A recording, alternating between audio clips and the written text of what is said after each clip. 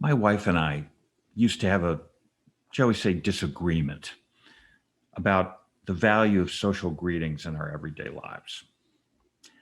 When someone asks her, "How are you?" she answers, "I'm great. How are you?" The answer is reflexive for her. She accepts a stranger's question, "How are you?" as an invitation to connect over some inconsequential transaction like picking up the dry cleaning. But that wasn't the way I rolled. I found it impossible not to take that question literally. I felt irritated to be asked a question that didn't call for a candid response. The waiter at the restaurant didn't really want to know how my day was going so far. He just needed me to tell him, "I'm great, how are you?" so he could get on with telling me about today's specials. Really, I wanted to say, in this day and age, we have to exchange wishes for each other's good health before I can order a plate of spaghetti? It seemed ridiculous, a holdover from another age when people greeted each other in the street with, "Hail, fellow, well met," and that sort of thing. I mean, hadn't we evolved beyond that? So when a stranger asked me, "How are you?" I would usually growl, "I'm fine," and leave it at that. Rarely would I reciprocate by asking how he was this fine day. It just felt disingenuous to me. I didn't want to know, so I wasn't going to ask. If my wife were with me, she'd roll her eyes. The question's a convention, she'd remind me, not a request for information. The greetings are important. They show each other that we care about and respect each other. Couldn't I just suck it up and say, "I'm fine, how are you?" Well, we've been married a long time, so I knew what that meant. What she was really saying to me was, "You weren't raised by wolves, so grow up and act like a member of society."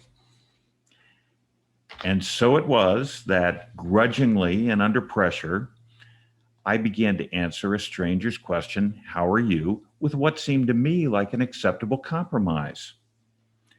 I'd say the obligatory, "I'm fine," but I wouldn't ask the fatuous counter question, "How are you?" Because really, I didn't care about the answer. Instead, and here comes the compromise, I would say, "I'm fine. I hope you are too." For me, this response checked all the boxes. Acknowledgement of the rhetorical question, "How are you?" Check. A responsive declaration of well being that I may or may not actually feel? Check that too. An insincere expression of interest in the questioner's health? Again, check. Sounded like a win win for everybody, right? But my wife would roll her eyes even more emphatically. I wasn't playing by the rules, she would say. Saying, "I'm fine, hope you are too," leaves the questioner hanging, feeling awkward, unsure what to say next. How could I do that to somebody who was just trying to be nice to me? This seemed unfair. I mean, "I'm fine, hope you are too," seemed an acceptable response to a throwaway question, making the exchange of greetings between us short and sweet. At worst, I was abbreviating the interaction, freeing up the waiter or clerk to get on with selling me something. Wouldn't their supervisors approve? Well, that was usually where my wife would execute a final barrel roll of the eyes and pronounce me completely irredeemable. She began making it her business to spare the world from my being a curmudgeon. When we were in public together and a service person asked me how I was, she would cut in, and before I could say, "I'm fine, I hope you are too," she'd say with a dazzling smile, "I'm great, and how are you?" That worked fine for me.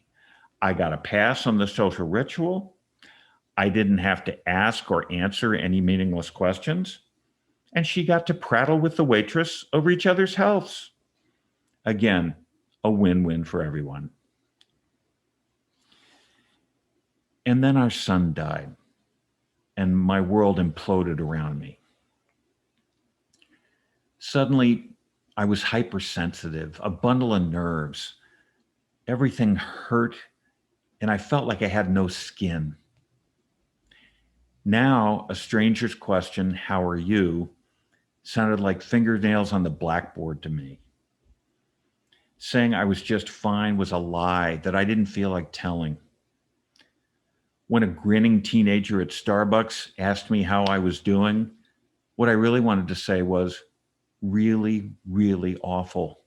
And how are you?" About a week after we lost our boy, I walked into a men's clothing store to buy a belt. A young man came bouncing up to me and asked me how my day was going. When I muttered, "Okay," he cranked his grin up a notch and said, "Just okay? Look outside. The day's beautiful, the world's green, and the sky's blue. And how can you just be okay on a day like this?" I looked him square in the eye and I said, "I just need a belt to wear with the suit I'm going to wear to deliver my son's eulogy." Well, I was in and out of that store in just under 2 minutes, belt in hand. Just the way I like it, I thought. I don't do that anymore. In the 4 years since our son's death, I've come to realize that my wife's right. Asking each other how we are is an important way of how we achieve a community. Linguists and sociologists tell us that greetings play an essential role in our culture because they express a ritual form of politeness, an important way that we build and maintain social relationships. A greeting in Zimbabwe involves hand clapping.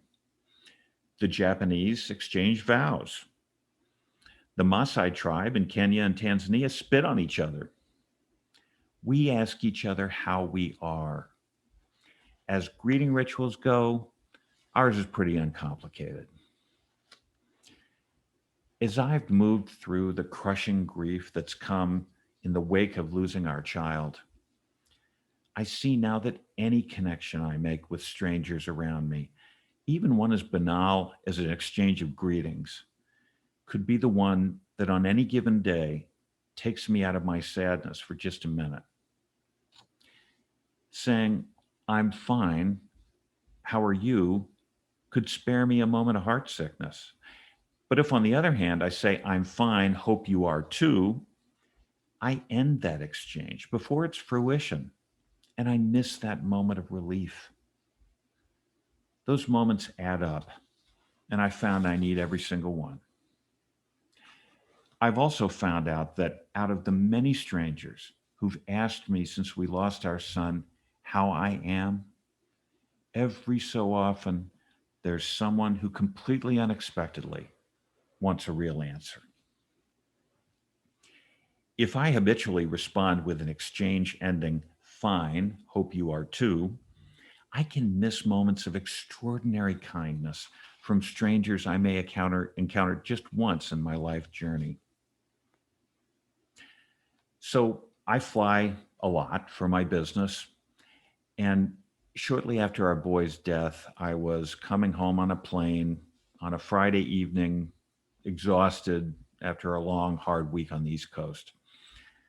As the flight got underway, a flight attendant came over and knelt next to my seat, introduced herself, and asked, "How are you?" As I was about to reply, I saw a shadow of concern cross her face, and I realized I had been sitting there crying. As I struggled to regain my composure, I choked out that one of my children had recently died.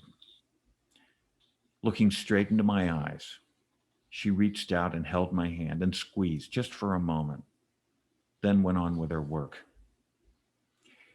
Had I responded to her question, "How are you?" with, "I'm fine, hope you are too," I might have missed that moment of connection, that gift of compassion that she gave me that got me through the next few agonizing hours. I think of that woman as an angel, and I'll be forever grateful for the comfort she gave me that day in a time of great darkness with just a squeeze of my hand. Since then, I've come to know that I'm surrounded by angels just like her.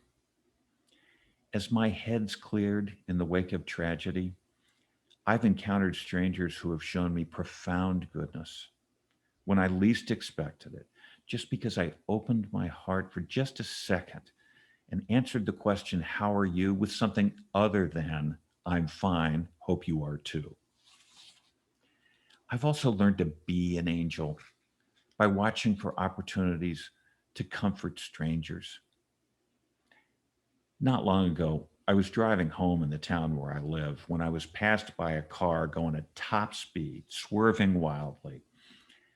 Now, I was on a two-lane street that had a 30-mile-an-hour speed limit, and I knew the way this guy was driving was really dangerous. As he roared off in front of me, he suddenly swerved into a driveway. Well, I assumed he was drunk, so I followed him, thinking I was going to tell him to stay off the road or I was going to call the cops. I pulled up next to the guy and I rolled down my window. What I saw was a young man, maybe 18 or 20, sobbing uncontrollably. My desire to tell him off instantly melted away because I saw something that I immediately recognized: the face of human suffering. I asked him, "How are you?" Through racking sobs, he told me that his father had recently been killed in an accident. I don't remember exactly what I said, only that I used soothing tones. And as he began to calm, I asked if this was where he lived. He said it was. I replied, as gently as I knew how, that he probably shouldn't be driving. The young man nodded and went inside. In retrospect, I think of this encounter as another of life's gifts to me: the opportunity to be an angel for the briefest of moments towards someone who is suffering terribly. Had I not known what terrible suffering feels like, I might not have recognized this opportunity. I might have lost this chance to try to comfort a stranger. That's how I try to repay the universe for the kindness that strangers have shown me. There are many of us walking through the pain of losing a child, a grandchild, a sibling, never coming out on the other side, but still moving toward a place where most of the time we can remember our loved ones without breaking down. When we're in the middle of these nightmares, it feels like the lights have gone out and are never coming back on. What's happened to us is the worst thing that can ever happen to a parent, a grandparent, a brother, or a sister. It just feels like the end. But it isn't. St. Francis of Assisi said, "All the darkness in the world cannot extinguish the flame of a single candle." I know now that the darkness that drops on us in the wake of terrible tragedy will not last forever. And that one stranger in 10 or 100 or 1,000 who really wants to know how I am on any given day is a flicker of healing light. I now understand that no matter how bad things get, there are people out there we don't know who, in brief encounters, will listen to us and help us and support us right through the worst days of our lives. I've also come to know that every so often, there will be a suffering stranger who wanders into my world just for a moment, needing me to ask, "How are you?" and listen to the answer. I guess I've grown up a little since my son's death. I get now that my wife was right. The ritual exchange of greetings with a stranger asks very little of me. All I have to do when someone asks me how I am is to keep an eye out for angels and speak my lines, which, as it turns out, are the truth most of the time. I'm okay.